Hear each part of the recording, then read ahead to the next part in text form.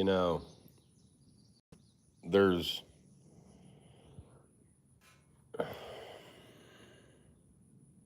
really just a lot that I got on my mind. Really is just a lot that I just have on my mind. Just weighs very heavy.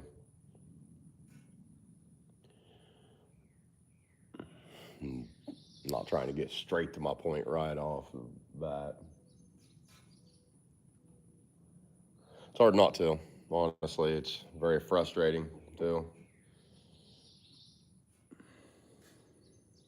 I really do. I just got so much on my mind and such little to say yet.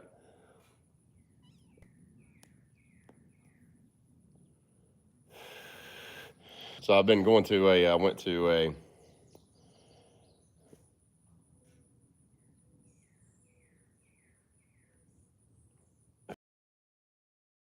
really is just a lot going on. I just got back and kind of been a week. It's a church camp that's going on over here in South Central Ohio, District Nazarene, and it's been a very moving experience, honestly. It's been pretty incredible.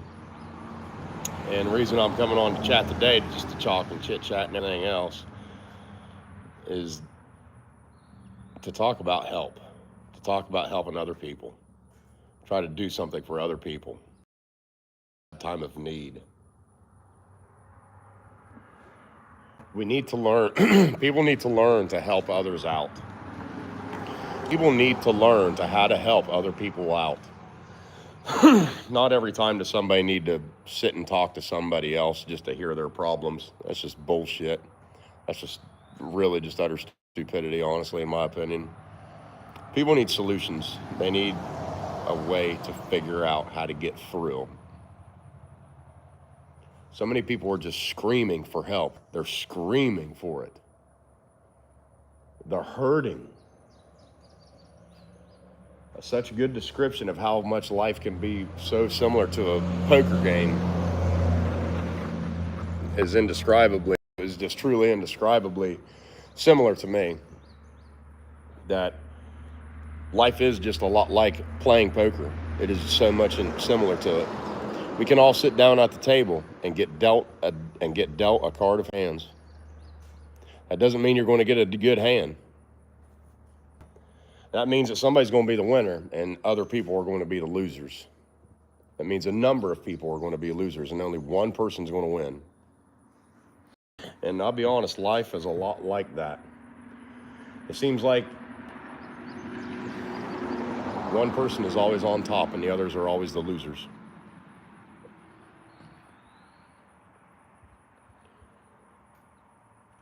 When somebody screams for help, help me please, don't ignore them.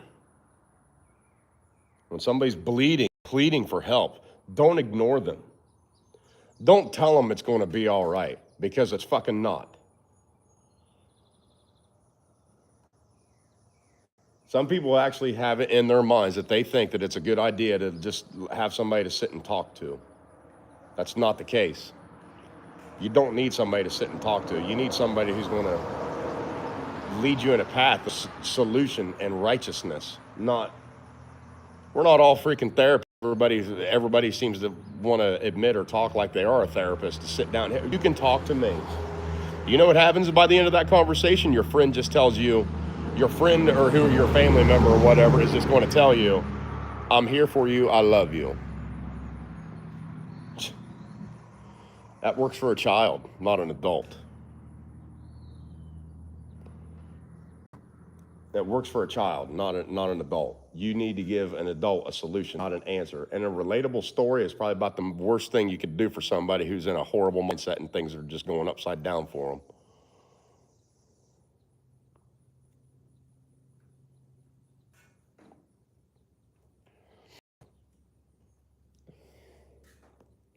So many people truly are just screaming for help and pleading for it. And so many people are just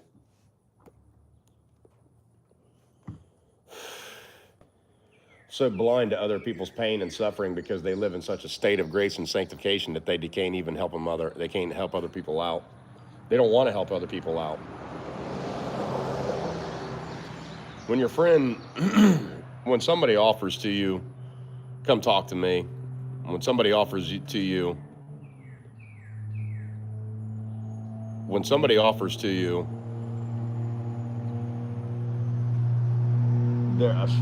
loud trucks going by. It's a wag bike, my favorite bike out of all of them. I'm at my church right now, Friendship Fellowship Church, Junction City. Come see us Sundays at 10.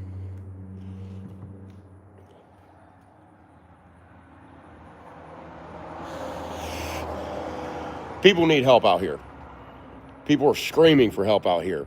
They're desperate. They're depressed. And so many other people live in such operational peace that some others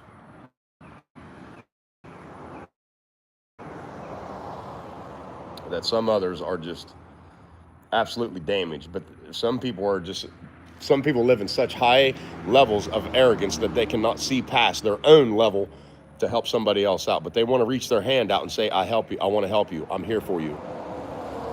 What are you here for? I don't need an ear to talk into, because Jesus has an ear for me to talk into. I can chill out by myself. I can talk to him if I want to.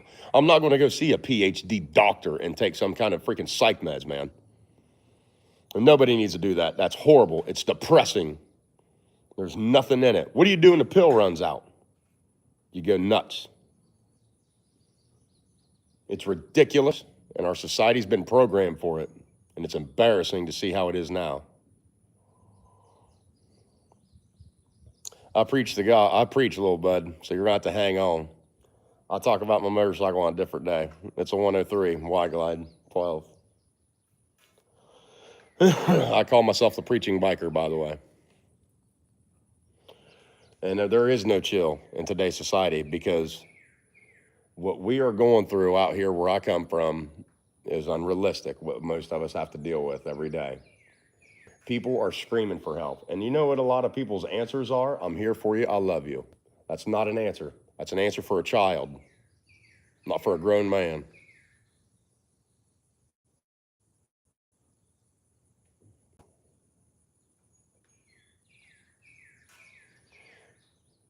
I went to this Bible camp the past couple days,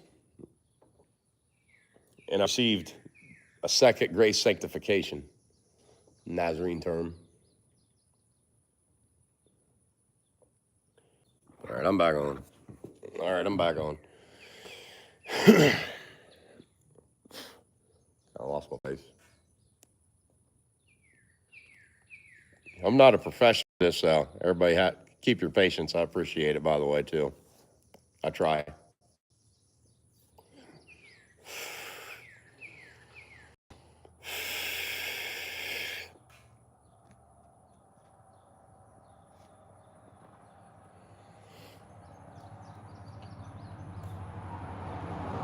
Anyway, like I was saying, not sad, broken, my friend. Broken, very broken. All of us are. Right now, some of us are going through so much struggles, trials, and tribulations that if you can get through a day without trying to rip somebody's head off, believe me, that's a good day. Believe me when I say that's a good day. If you can get through, when you live the life that I have, when you have lived like I have for so many years, if you can get through a day without wanting to rip somebody's head off, believe me, that's considered a good day. Believe me, that's considered a successful, wonderful day.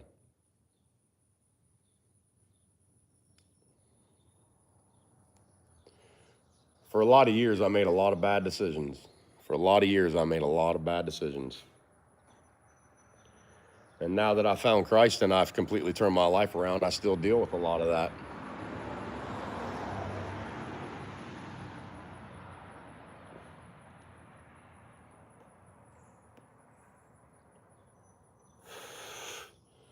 Some of us are just outright. I'm sorry to hear that. Took your leg? Whew, I'm sorry to hear that, bro. God bless you, and thank you for coming to my chat. I really appreciate you sharing that. All right, I'm with the motorcycle club, and I ride all over the country.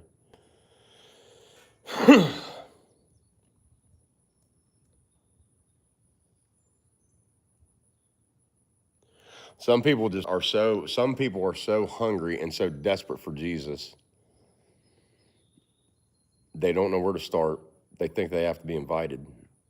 And that's not the case. That's not the case. Maybe somewhere, maybe certain places, maybe certain churches you have to. Maybe certain churches do, but not here, not where I go. Right here is Friendship Fellowship Church, Junction City, Ohio. This is my first live stream here outside the church. I usually do it at home. But rely and try anything. We can do all kinds of different things. It's pretty interesting.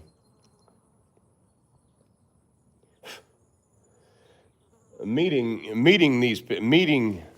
these people at this Bible camp that I've been going to for the past couple evenings has been truly just a wonderful, heartwarming experience. Honestly, I think so many people just don't realize what they're missing out on. So many people just operate in normalized blindness, just absolute normalized madness. Some people just live in it. They can't see outside of it. They'll tell you God isn't real. They'll tell you the Bible is a rule book. I'm here to tell you those people are foolish. They don't know what they're talking about. They do not realize the love they're missing out on. And they don't realize the sanctification and safety that they could find in the Lord.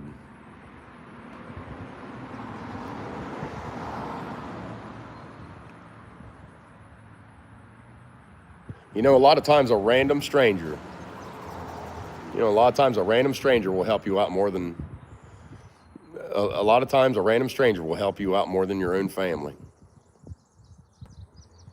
Most of the time your family and your friends will condemn you. Why do you do that? You shouldn't have been doing that. How did you get into this? It's ridiculous. It's embarrassing. It's hard. It's depressing out here. If somebody come up to me screaming help, such as what I have to my own family, I'd probably take them and give them a place to live, let them get their lives straight.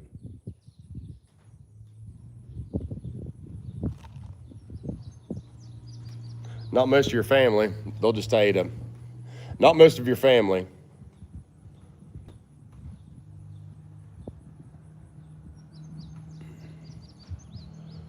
Most of the,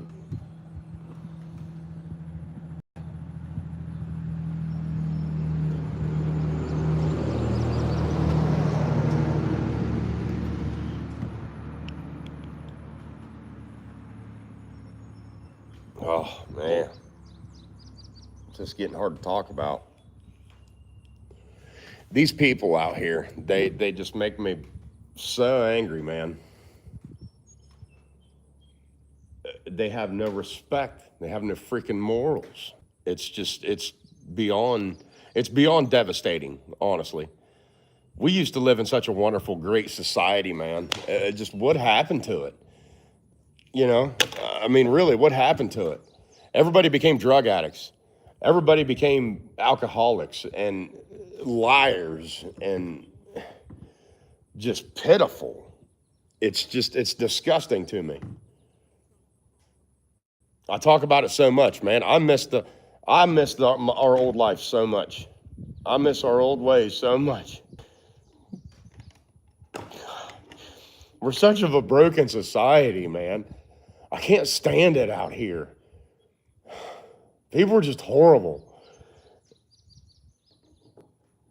But anyway, what I wanted to talk about is I received my second grace sanctification in the Nazarene term, and a level, man, and a level of don't care has hit me since I went to an altar call last night.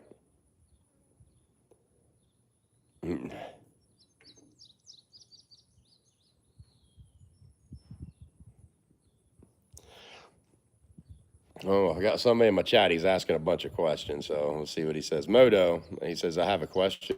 Are you a drug addict? No, I'm not a drug addict. And it's hard not to cry when you have Jesus in your life, buddy, especially when you're seeing things. And my brake is the motorcycle, the wind. The wind, man, I'm telling you, I ride so fast and hard, I can hear my guardian angel's wings folding over. And everybody knows what that sound is, that whipping sound. Whoop, whoop, whoop, whoop, whoop. If you take a shirt and like put it out in the wind, like it's flapping in the wind. Every now and again, I'll ride so fast and hard, my guardian angel seems like he's holding on to the back of me, and the wind just flap, flap, flap, flap, flap, flap, flap, flap, flap, flap. Jesus is with me. And be honest, I need a break from people and from society because they have no respect, they have no morals. A lot of times people come into my live feed and chat. Raphael, thank you for joining. Hello, sir. Some people, it's these people in society, honestly. I invite anybody to come into my chat and get into my live stream. There's so many people, they're so negative and they just want to start making fun of you. They just want to bring you down and trying instead of to uplift each other. Those are some of the most depressed people on the face of this earth, and they don't want to admit it. But I see it, and I can smell it.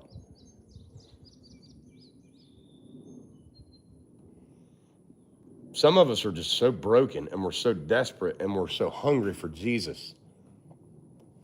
You're willing to just about do anything.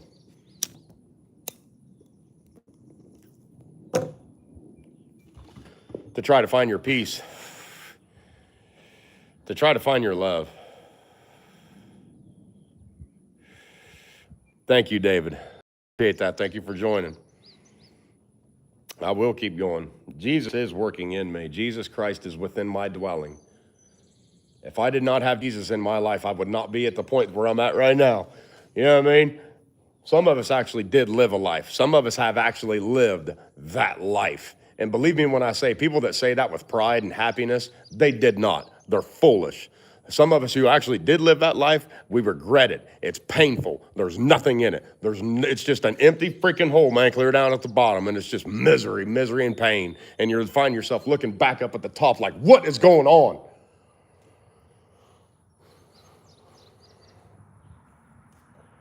It's frustrating out here. It's extremely frustrating out here. For some of us, when you live in such a broke area, in such a broken area, in such a depressed area, it's like when you get a job or you feel like you get something good, it's like getting out on a 4-lane highway and going as fast as what you possibly can to get to a dead end that you know is about to come up and still just running at it as hard as what you can. That's exactly what it feels like out here. I have a family. I got a bunch of family. And they don't understand. I got a bunch of family. And they all got dealt really good hands when they sat down at the poker table. And believe me, when you sit down at a poker table, I've done it. Believe me, when you sit down at a poker table, you're just about going to be able to tell who's about to win because of the look in their eye. The overlook of confidence, like they know. It is like they know.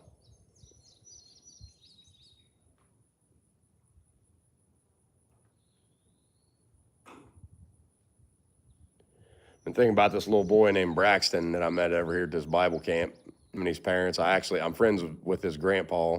He's a pastor there, and he's been adopted into that family. And this little boy looked at me, and it's like he knew. It's like he knew my pain. I feel this little boy ain't even old enough to talk yet. He's old enough to just kind of wander around. I mean, he's a toddler, you know. And the look that this little boy gave me was just like, buddy, I'm sorry. I truly feel like that toddler could really just read my soul.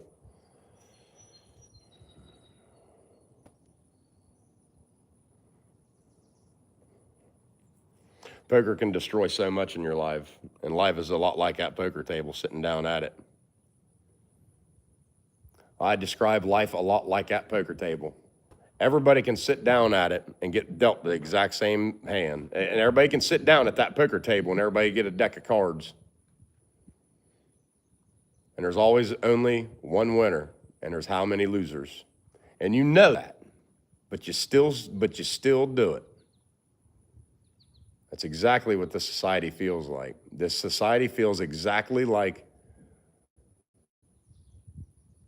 when you're drowning, when you're swamped, when you're overwhelmed, and you're like reaching out for help and you just keep hollering and hollering and hollering. It's like being overboard of a boat and you're drowning because the water's up over your face, but you can still see above. It's just like looking up at the top of that boat and seeing all of your friends and family just looking down at you like, we love you, you'll figure it out, as you're already underwater, drowning, screaming for help. It's exactly the way this society feels to some of us. Not every one of us gets a job, and not every one of us gets the boss position. Not every one of us gets the phone call for a great job. Not all of us gets even a great opportunity. Some of us just get treated like shit for absolutely no reason. Some of us have to just keep going through abuse time and time and time and time and time and time, over again and over again and over again. And society has so many of us just absolutely pre-programmed to just keep taking it, to just put on a smile and go another day without snapping. That is exactly how society has us pre-programmed. It's very sad. It's so sad. And I don't know how we got to that point. It's disgusting, it's disgraceful, and it makes me really angry.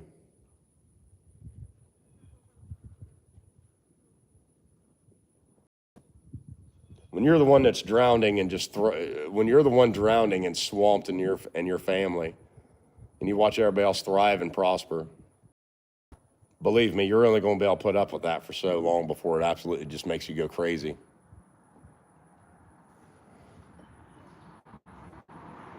It used to not ever be life like that. It just turned that way since COVID. Everybody became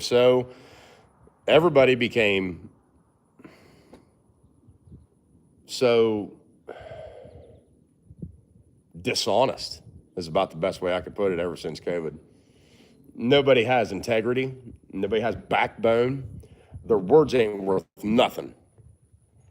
You used to be able to take a man's handshake and a word straight to the bank, boy, and you could keep that forever.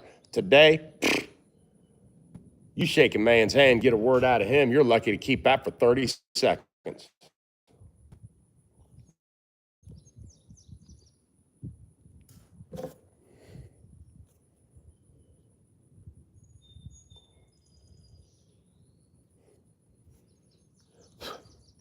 My friend Moto says when he lost his leg, his family started to treat him like a liability. I could really relate to that a lot. I could really relate to that. You just become inconvenient to the rest of your family because you can't do nothing for them. So they immediately just toss you away. Well, here, just whatever gets you to shut up and go away. Whatever gets you to shut up and go away so I can keep operating in my wonderfulness. I don't care about your suffering. That's exactly the way people are.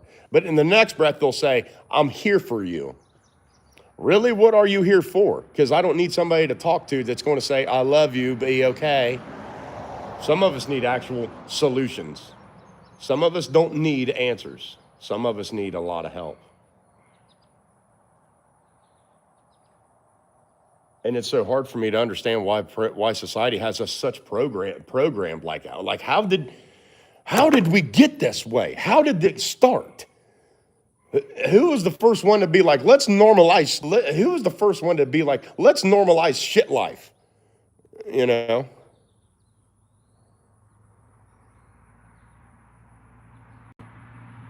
Yeah.